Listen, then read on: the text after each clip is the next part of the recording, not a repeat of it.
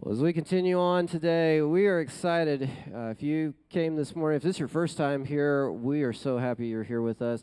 Picked a great day to be with us today. Pastor Kevin is actually out in Zambia. He's checking on our CWC Zambia out there. If you follow him on Facebook, you may have seen some pictures as he gets internet service. He's been posting stuff, going out there, having a great time. Being with Pastor Arnold and the people that we have out in Zambia, and it's been a great experience for him, and it's something that is enabling us to continue to minister out to the world. From just in our neck of the woods in Perryton, we're able to affect people all across the world. So Pastor Kevin's out there checking on them, ministering to them this week. So we have a special guest with us today. Terry Danley is going to be ministering to us through God's Word this morning. And if you're new here, maybe you don't know who Terry is. Terry has actually been a part of our church since 2000. And so he's been here quite a while. He's been on staff for a season. He was an elder of our church for a while. And he gets to minister and preach throughout the region. And so we are excited to have him here today. So Terry, why don't you come on out? And if we can, give him a warm welcome this morning.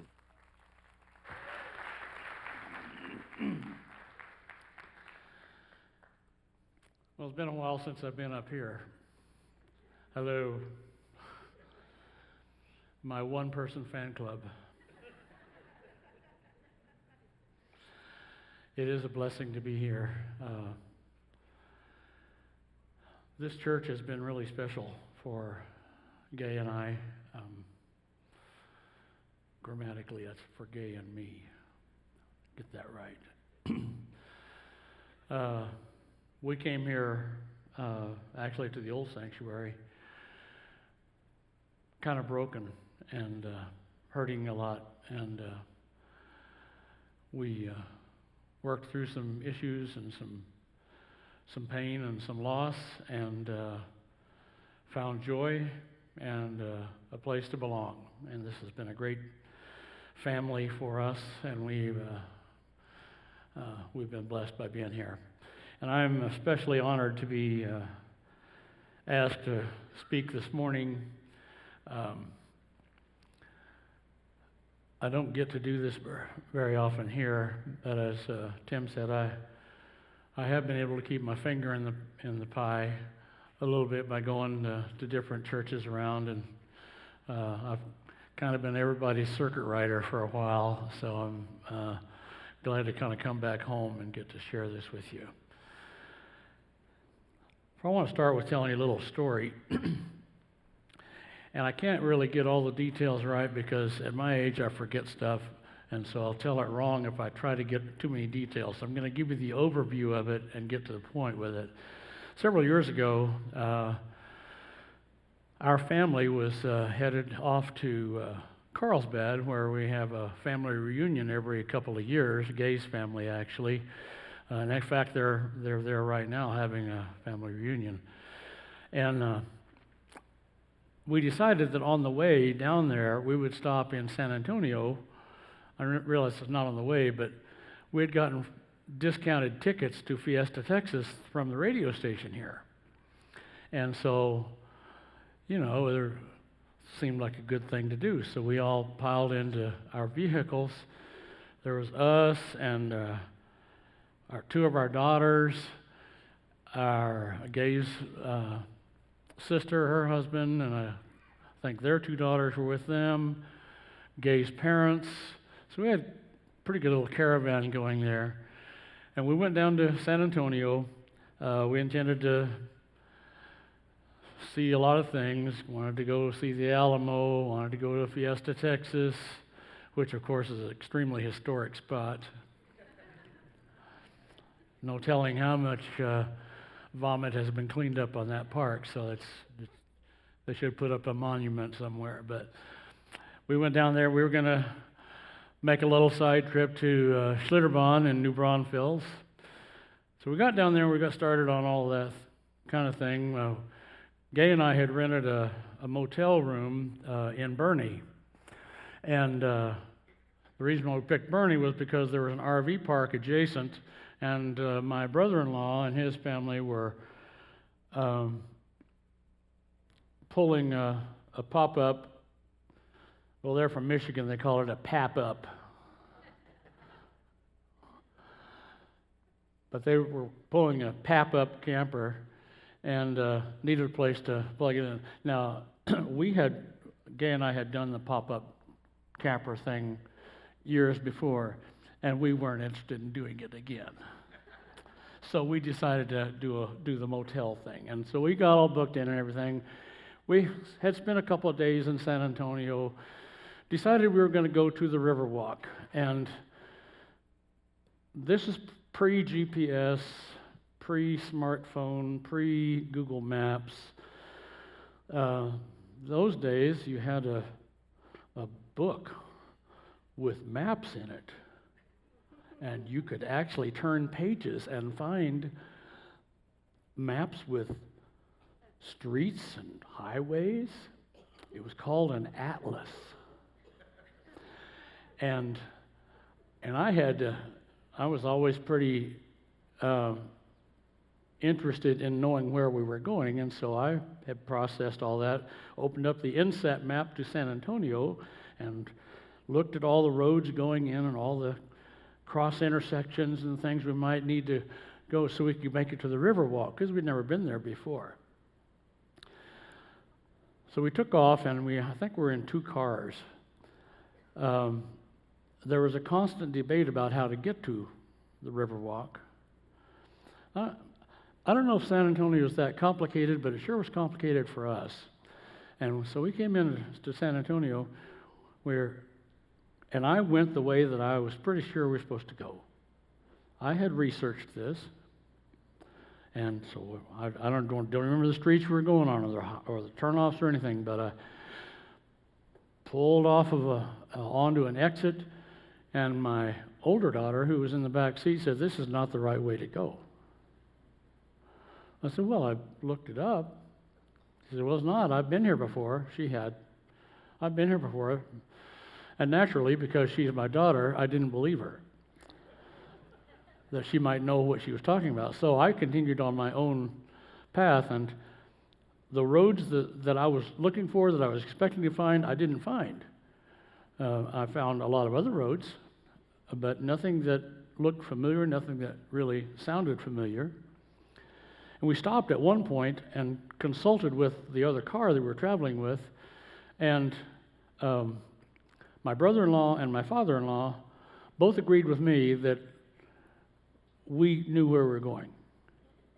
So we're driving around, and as it turns out, around is the appropriate word, because at one point we made another turn, and we said, "That building looks familiar. I think we just passed that a while ago." And yeah, we had. So we decided we're just going to try it again. And we did. We tried it again. Same result. And back in the back seat, my daughter had been keeping a running commentary. She's good at that, still.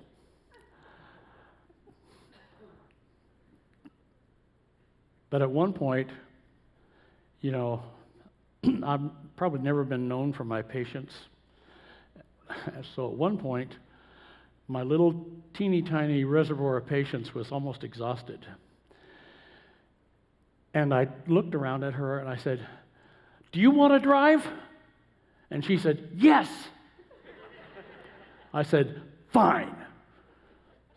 Pulled over into a parking lot, got out, slammed the door, walked around. She walked around the other way so we didn't have to meet. Got in the driver's seat. I got in the back seat, buckled in. She took off driving, made 2 turns, pulled into the parking lot at the Riverwalk.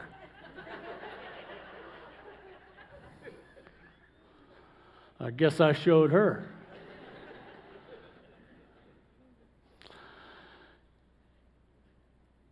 It wasn't really all that funny at the time, although it didn't take too long for me to see the humor in this situation. But being lost isn't generally that much fun. Certainly not at the time that you're lost. You can look back sometimes on it and see something funny about it or something interesting or something redeeming, but at the time, especially if you're lost in a place that's dangerous or where fear tends to rise up, not so good. Luke chapter 15 is a passage that's about lost things. And I'm going to see if I can pull this up on my phone real quick. Because I want to read this passage to you. It's a familiar passage to many of us, but they're like a lot of biblical passages. The more you read them, the more you study, the more you consider them, you learn things, and you find things that you weren't expecting to know. The most familiar section of this scripture is this one, starting in verse 11 of Luke 15. This is Jesus speaking. He said, "There was a man who had 2 sons, and the younger of them said to his father, 'Father, give me the share of property that's coming to me.' And he divided his property between them," that is, the younger and the older son. "Not many days later, the younger son gathered all he had and took a journey into a far country, and there he squandered his property in reckless living. And when he had spent everything, a severe famine arose in that country, and he began to be in need. So he went and hired himself out to one of the citizens of that country, who sent him into the field to feed pigs. And he was longing to be fed with the pods that the pigs ate, and no one gave him anything. But when he came to himself, he said, 'How many of my father's hired servants have more than enough bread, but here I perish with hunger? I will arise and go to my father, and I will say to him, Father, I have sinned against heaven and before you. I'm no longer worthy to be called your son. Treat me as one of your hired servants.' And he arose and came to his father. But while he was still a long way off, his father saw him and felt compassion, and ran and embraced him and kissed him. And the son said to him, 'Father, I have sinned against heaven and before you. I am no longer worthy to be called your son.' But the father said to his servants, 'Bring quickly the best robe and put it on him, and put a ring on his hand and shoes on his feet. And bring the fattened calf and kill it. And let us eat and celebrate. For this my son was dead and is alive again. He was lost and is found.' And they began to celebrate." In addition to this story, Jesus told a couple of other stories in this chapter that were about lost things, and I'm going to talk about those too in a minute. But I just want to point out that these stories are not just stories. They're not told in a vacuum.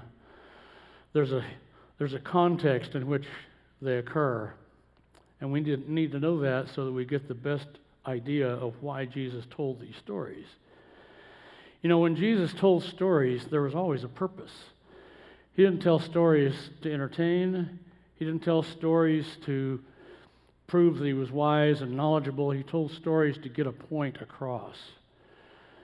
And the stories he told, what we call parables, are stories that are rooted in a spiritual truth. But they're told out of a current context, out of a event context that people are familiar with. A field, an event, an opportunity, an occasion, some part of their historical background. The first three verses of this chapter give us this context. It says, "Now the tax collectors and sinners were all drawing near to hear him. And the Pharisees and scribes grumbled, saying, "This man receives sinners and eats with them." So he told them this parable. Now, there are 3 stories in this chapter, but they're not separated. They're consecutive. And that's because I think they are one parable told from 3 perspectives. I read an author one time long ago who referred to it as a parable or a story with 3 windows. And I think that's what this is. They're all related, they're all making the same point. And the point is Jesus explaining why he does what he does. He's accused of receiving sinners and fellowshipping with them. The religious leaders think that's a bad thing. But Jesus continues to do it, and he doesn't waste his time mounting some strong intellectual defense of himself. He just tells 3 stories. 3 stories with 1 point. The first one he tells is about a sheep. He says, this is starting in verse 4, "What man of you having 100 sheep, if he has lost one of them, does not leave the 99 in the open country and go after the one that is lost until he finds it? And when he has found it, he lays it on his shoulders, rejoicing."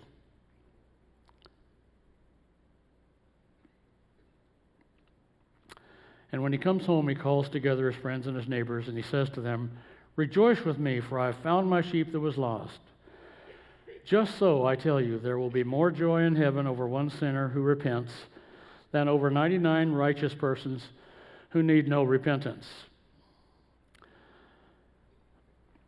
So let me ask you, how does a sheep get lost? We're not in sheep country, although you see some around some places, but that's an important part of the agricultural setting of Palestine, especially in the 1st century. Well, we probably do know enough about sheep to know that they get lost because they have their heads down and they're grazing. And they follow the grass. Wherever they see another clump of grass, they go to that, and they go to that. They don't look around and survey this countryside and say, "Oh, I believe I'll go a half a mile over there to that spot." They may end up over there, but they just follow wherever their eye and their sense of smell leads them. Or maybe they get lost by cavorting and playing with the other sheep. I don't know. I don't know what sheep games are. But they're oblivious to their surroundings, and they get farther away, until they're in danger or at risk. They are careless. They are thoughtless. They are clueless. That's how they get lost. And Jesus said about this, his story was about if you're a shepherd and you look around at the end of the day and you think, it's time for us to head back to the sheepfold. Kind of do a quick count, 5, 10, 20, 30. Wait, where's that one? And a good shepherd knows how many sheep he's got out there. So for the sake of ease of mathematics, Jesus just picks a round number, 100. There's 100. But the shepherd recognizes there's one gone. So he decides to go look for that one. He leaves the 99, according to the way Jesus tells the story, he leaves the 99 in the open country. They're all together. They're not going anywhere. But he has to look for the sheep that's lost. I don't know what the sheep is doing at that time. If the sheep is concerned about being lost, if it's afraid, if it's bleating for help. But whatever's happening, the shepherd is searching. He's looking for footprints, looking for maybe a little tuft of sheep wool on a bush, trying to find out where that thing may have gone. And when he finds it, I love this part. When he finds it, he picks it up. He doesn't grab it by the ear and yank it and say, "Come on, you stupid sheep, come on." But he picks it up and he puts it on his shoulders. And I think I know why. I don't know how much a sheep might weigh that he might find, but it's harder to carry something out here than it is to carry it on your shoulders. Because when you carry it on your shoulders, you've got a whole body core supporting that weight. You can carry a lot more on your shoulders than you can with your arms out in front of you. So that's what he does. Carries it home. And there's something kind of sweet about that, about this, the idea is there a closeness and a tenderness that characterizes the shepherd. The second story is about a silver coin.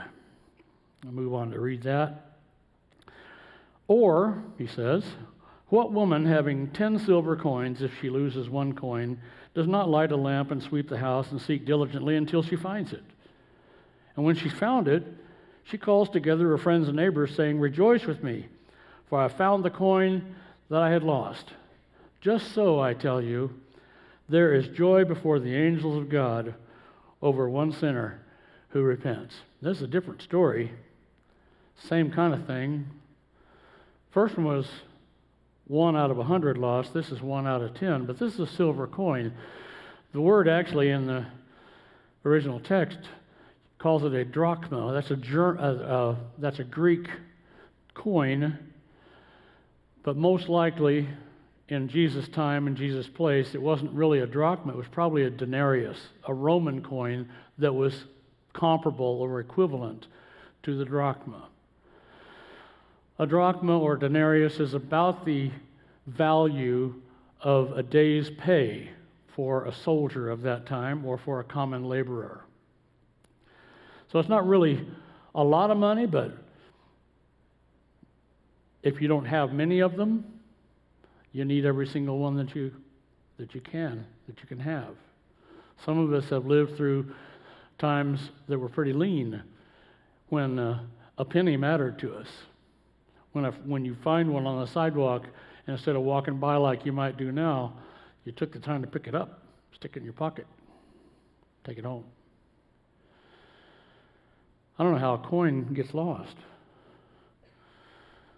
Is it lying on a table and somebody brushes it off with their sleeve? Is it in a little coin purse tucked into their tunic and they take the thing out and it falls out into the dust on the floor? If it's a more finished house, it's got planks for a floor instead of just a dirt floor, maybe it falls down into the crack. But it's an important thing.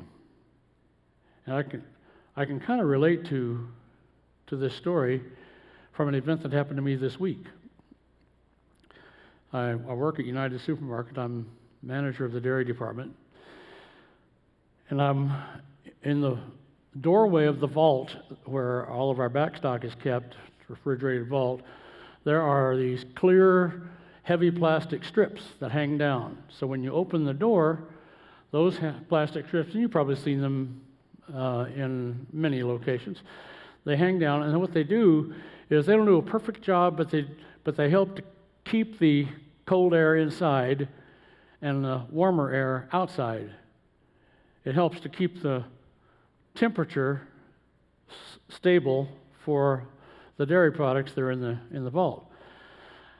The problem with our strips that we've got is that sometimes they get flipped up when you're going out with a pallet or with a pallet jack, and they catch on the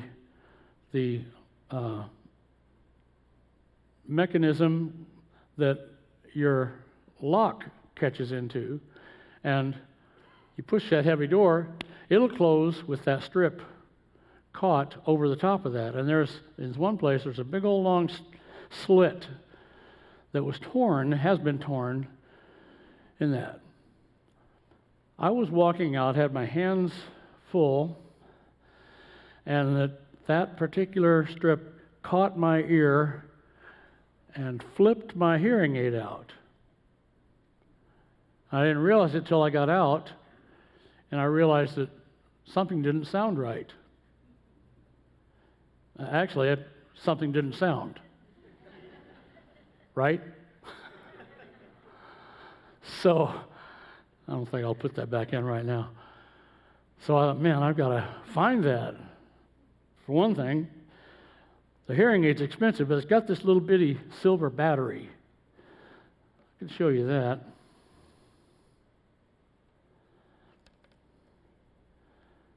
That's it. And I looked down and looked around, found my hearing aid right there on the floor. Didn't step on it. That's a good thing. But that's what I saw. Oops, there's that. Oh, where's that battery? That hearing aid's not very good without a battery, so I got to look for it. So I looked inside the vault, looking around, looking closely. It's not real bright in there, but I mean, I'm not real bright, and I'm in there. So, but it's not real bright, so I'm looking, trying to see where that might have flipped to, because obviously it didn't just drop. Obviously, the way it caught it, flipped it somewhere. I didn't see it. So, being a good student of the Bible, I realized I needed to get a broom and sweep. That's what she did. I got a broom and I carefully swept. Found more dirt than I wanted to find in there. Swept. I thought, man, where is that thing? And then I looked, after I'd gotten a lot area cleared, I kind of got over there. I saw over there it was, lying in a little strip of mortar between two of those ceramic tiles that are the floor. I was so relieved, picked it up, put it back in my ear, and went on with my job. But I was already thinking about this lesson, and I thought, man, and this is not anything like the value that silver coin was to that woman, but that's how I found it. I swept the floor. I took the time to sweep the floor.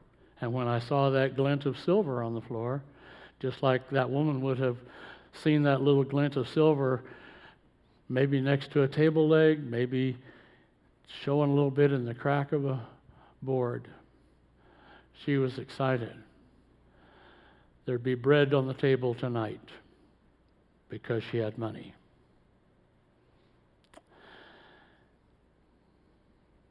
Now, I don't know exactly how the idea of repentance fits with a coin.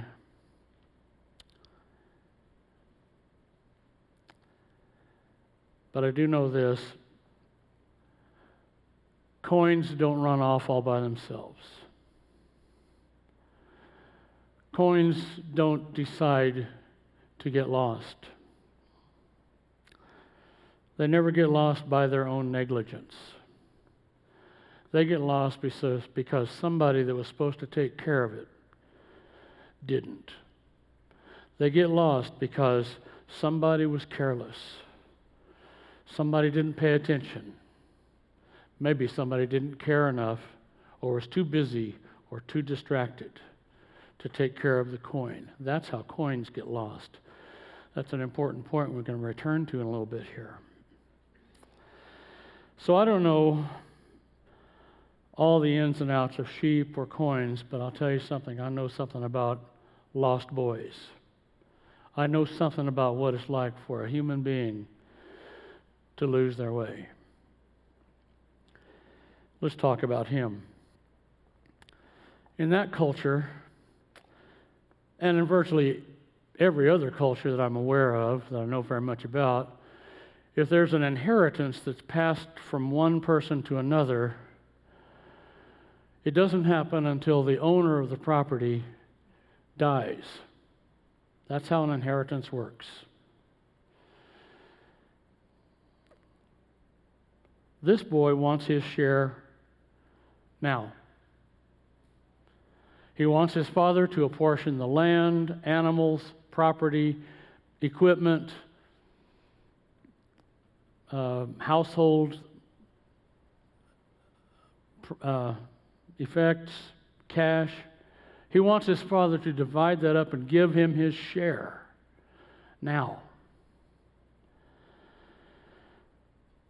And by extension, his older brother will get his share now too. That's unheard of. It's brazen. It's callous. He's essentially saying, I want what's going to be mine later on, but I want it now. I know I'm not entitled to it right now, but I want it now. It's the equivalent of saying to his father, I wish you were dead. I want that stuff. I want it now. I wish you were dead. Boy, when you put it that way, it sounds a lot rougher. The story makes it clear the lost state of the young man. He was probably lost before he got into the far country where he wasted his money. Probably was lost sometime when he was a lot younger, when he suddenly realized he didn't really care much for his father, didn't really value family relationships and values. He certainly was lost when he hatched this plan to demand an inheritance of his living father that he was not entitled to. It's interesting to me as I think about the whole thing that the older brother, and he occurs later on in the story, but that the older brother, who would have received his inheritance at the same time, he would have received a double share. That was typical of customs at the time. He would have gotten his already, his double share. But the later text, the way Jesus tells the story, he didn't go anywhere. He stayed at home and worked. He went from dusk to dawn, or dawn to dusk, maybe dusk to dawn. Maybe it was harvest time, David. David was telling me how tired he is this morning. I had to call him by name so he'd be awake. The older brother stayed at home and was productive, kept working, even though that whole inheritance was his. That's different.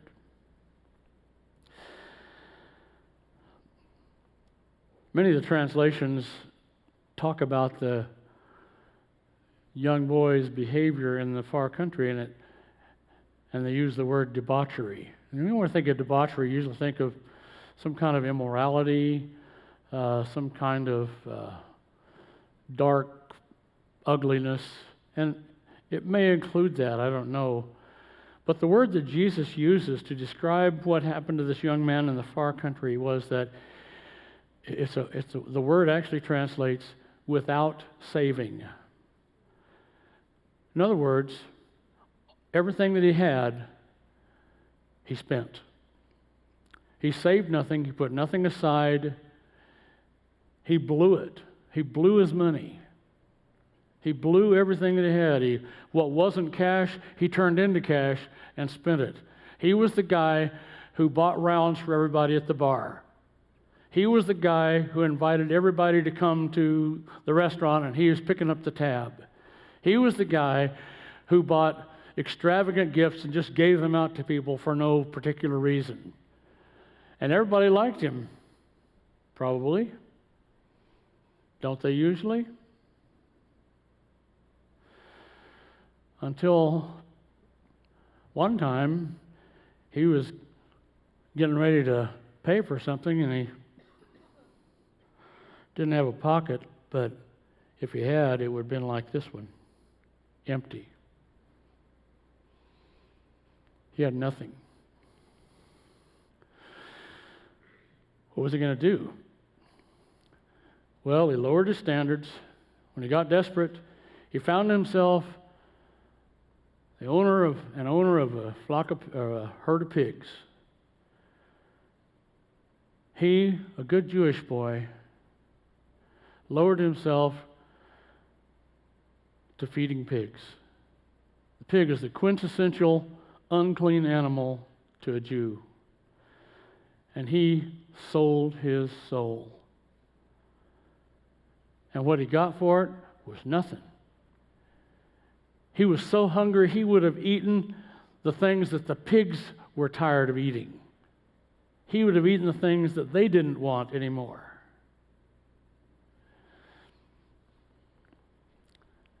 And he couldn't even get that. And the Bible says when he came to himself, some versions I think say when he came to his senses, but that's not, to me that's not quite the same.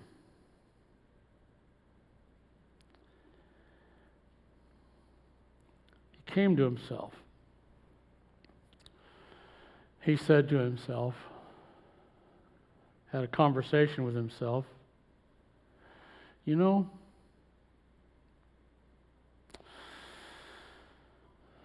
back home,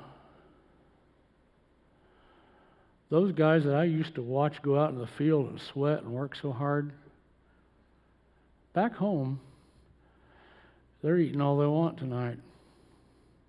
They're not hungry, but I am. And so he concocted a new plan. This is plan B. Plan A didn't work out very well, remember? Plan A was get all the cash he could and then go blow it. This is plan B.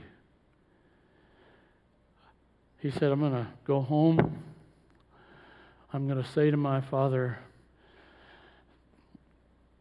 I know you don't owe me anything now, but if you could, would you just give me a job?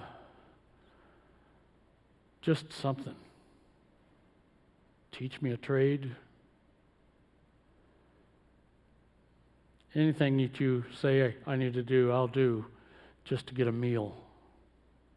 And he headed home. There are a couple of things that he hadn't counted on. One of them was a well-known and pretty common custom of the time that I learned about a few years ago, and it's changed my view of this parable. It was a ceremony called kizaza. Kizaza. I'm curious, how many of you have heard of it? Well, a few years ago, oh, there's one young lady who's heard of it.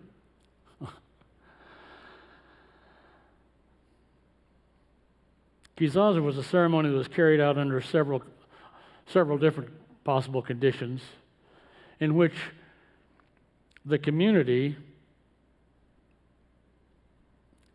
had been disgraced by someone's conduct. One of the specified situations which applies here is if a Jewish son lost or traded or otherwise squandered his inheritance or his birthright to a Gentile. Does that not sound exactly like this? Kizaza. What Kizaza involved was hearing through the grapevine, listening, being aware that someone was headed back home. And if he returned home, the entire community would meet him at the city gates or outside of town and block his way into the city. The elders and leaders of the town would have with them a large earthenware pot filled with burnt nuts and corn. It signified waste. And they would bash that pot open in front of that young man, and they would say something like, "You are no longer allowed to be part of this community. You are now cut off from your people.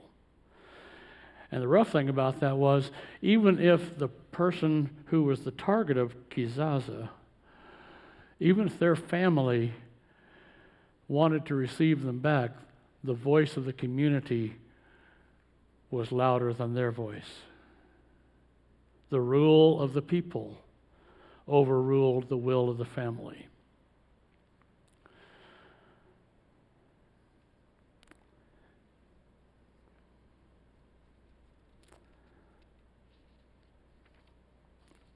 The other thing the young man had not counted on was his father's love. How much pride he would lay down for his son. How much shame he would risk. But the story makes it clear, particularly from a cultural standpoint. In the New Testament times, a Middle Eastern man never ran. Never. Because in order to run, he would have to lift his robe, tuck it into his belt, expose his bare legs, and possibly expose more than that as he ran.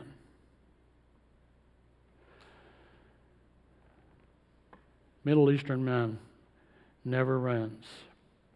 It's shameful, humiliating, undignified. You know, I always assumed that the father in this story ran out of love for his son. And that's true.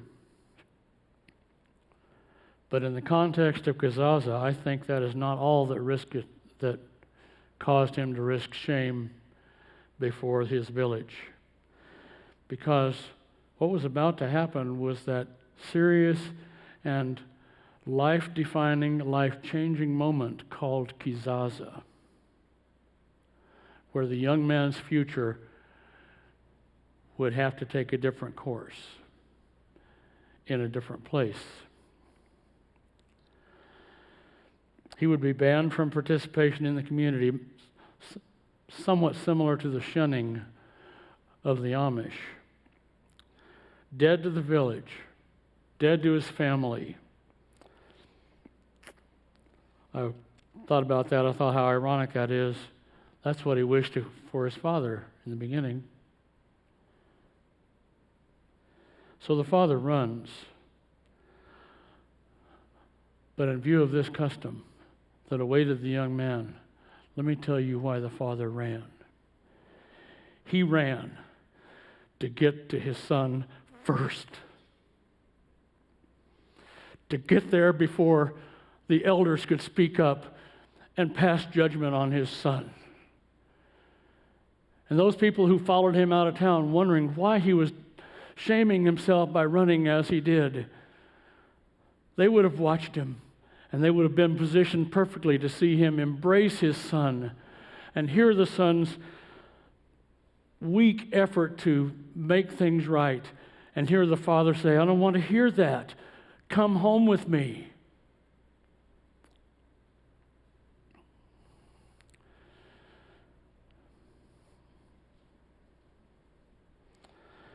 And so he ran to get to him first, before the village could express its displeasure, its disdain, its rejection through Kizaza.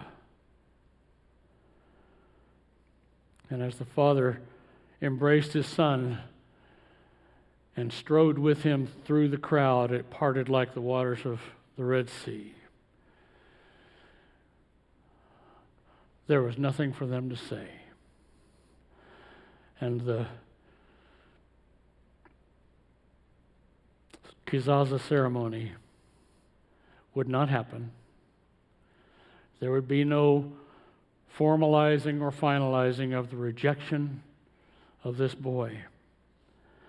There would be no scribes and Pharisees type of judgmentalism on this day. The Father's race to embrace was the final word.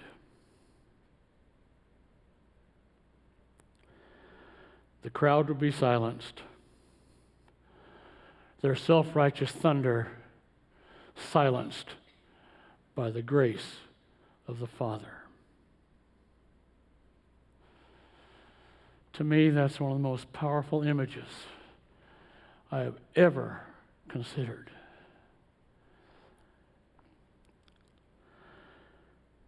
Now listen, we've all been somewhere in this parable, every one of us. Every one of you. I look around, I see all of you. There's not one of you that hasn't been somewhere in that parable. Not one. You may be the person who was like that boy. Your life was a wreck and ruin because of decisions you made, lifestyles you embraced, activities that you participated in, and you wasted years and opportunities and blessings until you had nothing.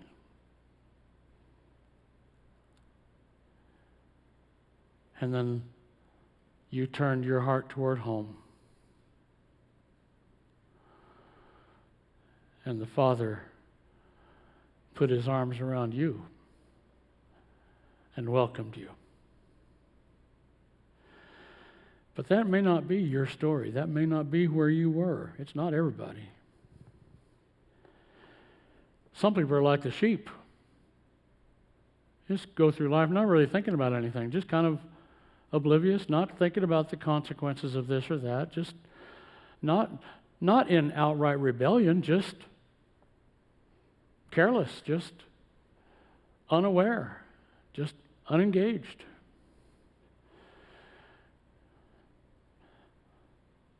But when you were out there in a wilderness and you realized you were all alone and you cried out for your shepherd, he heard and he came and he picked you up and he carried you home.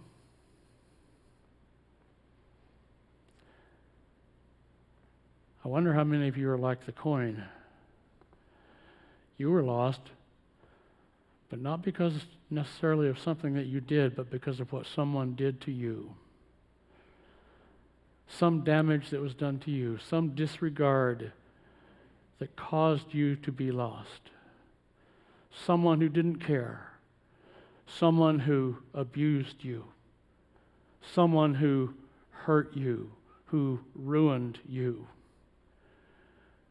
who took the very heart of your soul from you, and you were lost. Until the sweeping of a broom uncovered a glint of silver. And Jesus saw something valuable that was covered up by the dust of years and years. And he picked you up and smiled and rubbed you clean. Whatever your story was, we're all there from somewhere. But I wonder if there's somebody in this place today, somebody out there online, who right now is in a far country, long ways away from home and health, not a penny to your name maybe, either literally or figuratively. Or maybe somebody who's just been going through life without thinking about anything, just kind of going through life and you realizing at some point that look around and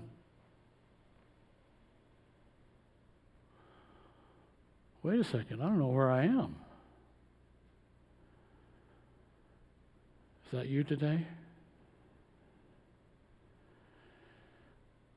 Or maybe there's someone who's been so broken, so damaged, so hurt by what somebody else did to them. Is that you?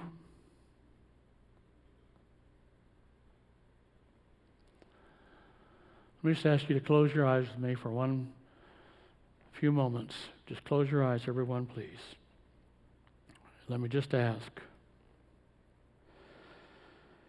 if this is the day that the one who was lost is found.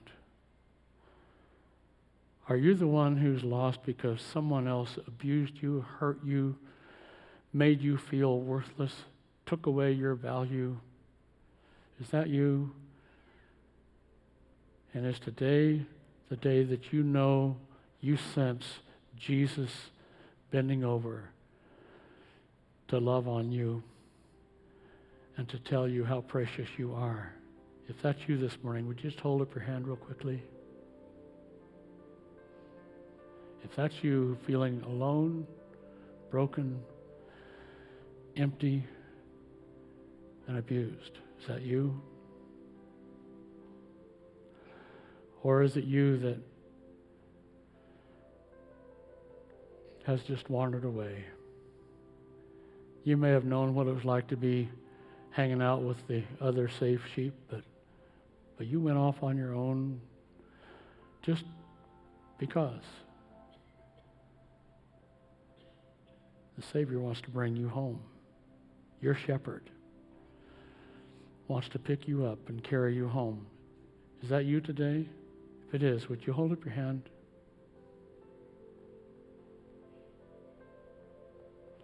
I see you. And he sees you. And he's coming for you.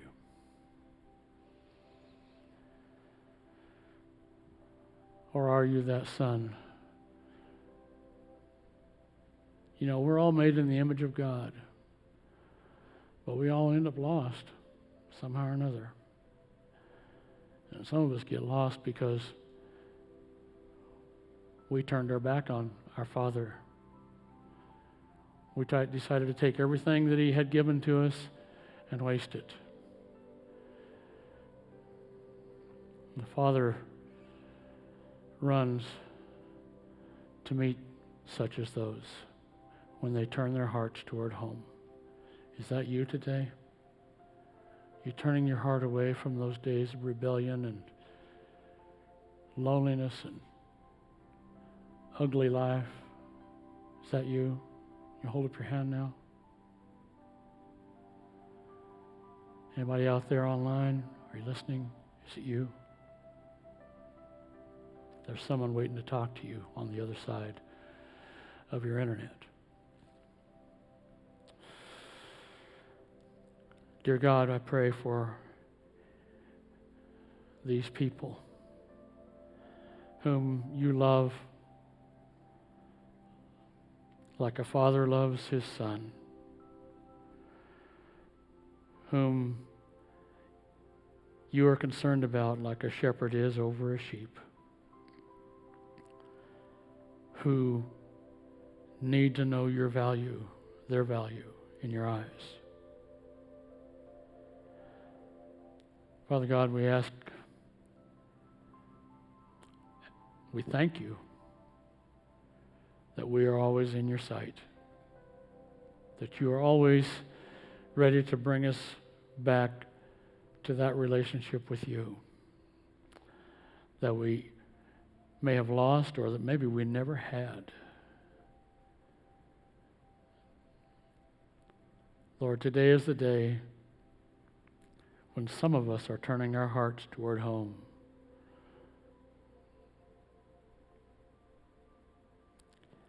Hear our cry. Run to meet us, lift us up, carry us, bring us home.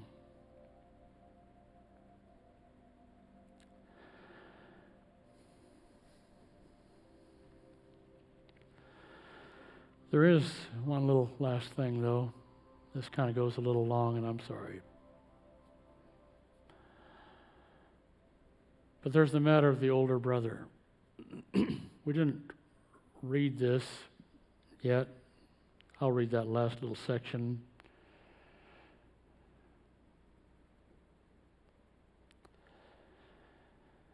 Because when the father gets home with that son that had been lost, they get back home, and the older son was in the field, and he came and drew near to the house and heard music and dancing. He called one of the servants and asked what these things meant, and the servant said to him, "Your brother has come. Your father has killed the fattened calf because he's received him back safe and sound." But he was angry and refused to go in. His father came out and entreated him, but he answered his father, "Look, these many years I have served you. I never disobeyed your command, yet you never gave me a young goat that I might celebrate with my friends. But when this son of yours came, who has devoured your property with prostitutes, you killed the fattened calf for him." The father said to him, "Son, you are always with me, and all that is mine is yours." See? He already had his inheritance. "But it was fitting to celebrate and be glad, for this your brother was dead and alive. Now he was lost and is found." I wonder how many of us are like that. Maybe we've forgotten what it was like to be lost. Maybe we don't understand grace anymore. Maybe we're jealous because somebody got away with stuff that we didn't feel like we got away with. That's a strange way to look at things, but I think there's some of that in the people of God at times. Somebody comes, they're messed up and dirty with the world, and they've done all kinds of things, and we envision what that might have been like, but we never did that. So we're not really quite ready to welcome them in.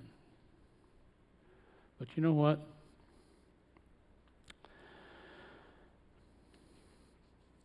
The Father does.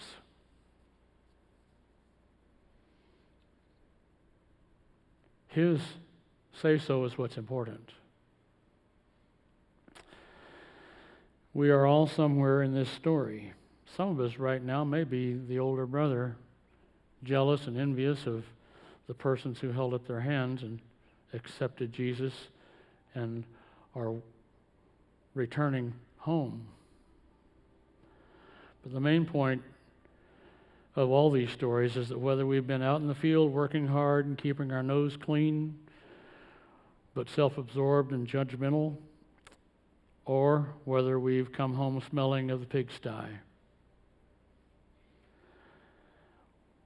or carried in from the hills that we've wandered, lost and afraid, or picked up from the dusty floor and wiped clean so that our value shines brightly. Maybe we all need to recognize that for all of us, the Father has two words to say. That he said to the prodigal, that he would say to the wandering sheep, that he would say to the coin that was found, that he would say to the older brother who was lost even though he was home. Two things, two words to each of us today. Welcome home. Welcome home.